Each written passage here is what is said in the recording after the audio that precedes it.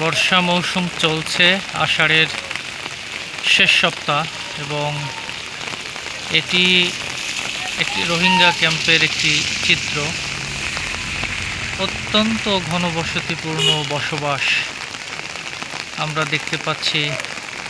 ত্রিপল, polythene, প্লাস্টিকের কাপড়ের চাল, পলিথিন দিয়ে বাঁশের বেড়া এবং ছোট ছোট টিলার উপরে ঘর নির্মাণ করে তারা আছে এখানে।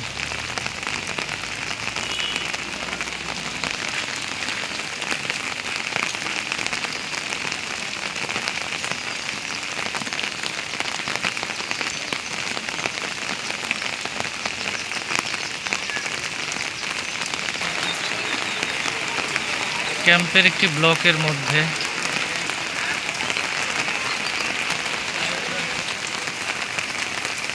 অনেকগুলো পরিবারের জন্য কয়েকটি টয়লেটের ব্যবস্থা।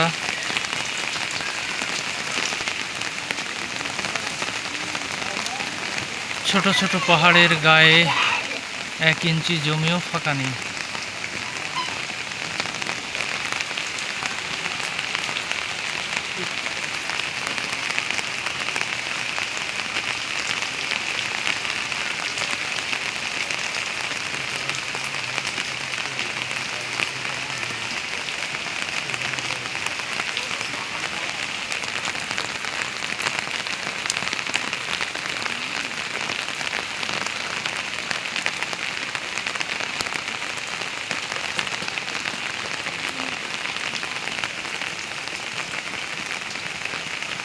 বিভিন্ন ব্লকের মাঝখান দিয়ে এরকম ইটের রাস্তা,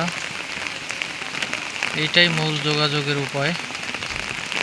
তবে কেউ অসুস্থ হলে যানবাহনে করে নেওয়ার সুযোগ নেই, তাকে কোলে করে মূল সড়কে নিয়ে যেতে হবে এবং সেখান থেকে গাড়িতে করে নেওয়া যাবে।